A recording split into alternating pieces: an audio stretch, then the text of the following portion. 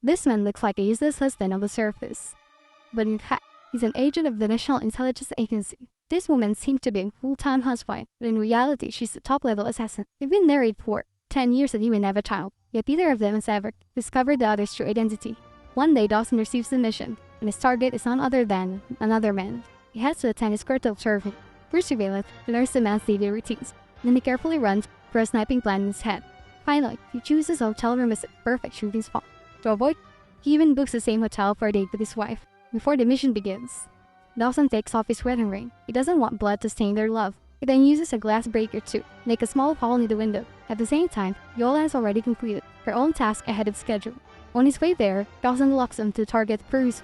The man, as always, covers his face with a towel to rest. He has no idea that death is already closing in. Dawson pulls the trigger. Bullet cuts through the night sky above the city. And that's perfect shot.